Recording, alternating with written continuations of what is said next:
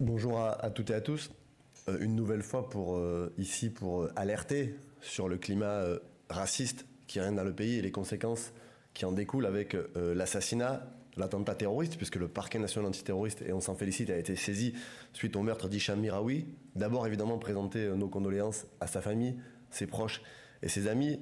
Et cet assassinat, il vient dans un contexte politique particulier. Quelques éléments. Le 8 mars 2025, des coups de feu ont visé les locaux d'une association culturelle franco-maghrébine à Val-de-Morteau.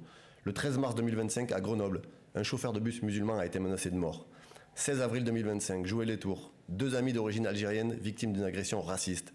20 avril 2025, Cognac, des tags qui demandent aux Arabes de partir. 25 avril 2025, assassinat d'Aboubacar Cissé. 4 mai 2025, la mosquée de Sucy-en-Brie sur son répondeur, des messages et des menaces de mort. 4 mai 2025, à Lyon, une femme voilée tabassée en pleine rue avec des cris racistes et son voile jeté par terre. 12 mai 2025, Orléans, des autocollants déclarant des zones anti-musulmans. 14 mai 2025, à Lorient, une tête de porc décapitée devant des bâtiments où habite une communauté musulmane.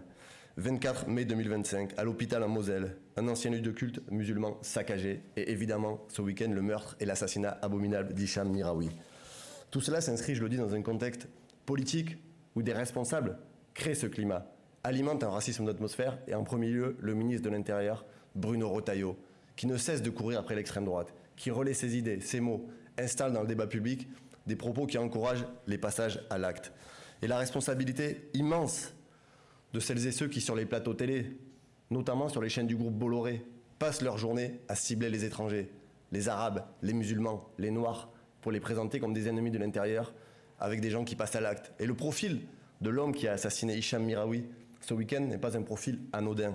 Cet homme-là a diffusé, avant et après son assassinat, des vidéos racistes. Il a retweeté Philippe Vardon, conseiller régional d'extrême droite, Gilbert Collard, ancien député RN, Marine Le Pen, David Racheline, maire RN de Fréjus. L'assassinat de ce week-end, il a été directement inspiré par les idées du Rassemblement national. Les mêmes députés du Rassemblement national qui ont encore été épinglés hier par vos confrères des Jours, qui ont révélé un groupe Facebook, Le Nouveau. C'est le troisième en quelques mois où 9 députés du Rassemblement national étaient présents dans un groupe où il y avait des propos racistes, des appels au meurtre, des propos antisémites, sans que ces députés ne les signalent. Certains avaient même liké les messages et ont quitté discrètement le groupe après les révélations du média Les Jours. Donc il faut aujourd'hui prendre la mesure de la situation dans le pays. Nous avons déposé, avec notre groupe parlementaire, une commission d'enquête sur les groupuscules d'extrême droite. Nous avons aujourd'hui des gens qui, dans le pays, s'arment, passent à l'acte.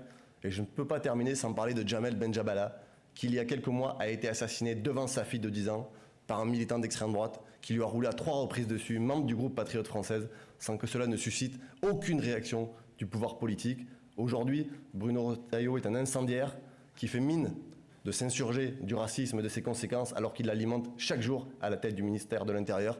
Cet homme est aujourd'hui un danger pour toutes celles et ceux qui sont dans ce pays, qui sont d'une autre religion, qui sont dans les minorités. Et tant que Bruno Retailleau sera à la tête du ministère de l'Intérieur, des gens seront en danger dans ce pays. Merci.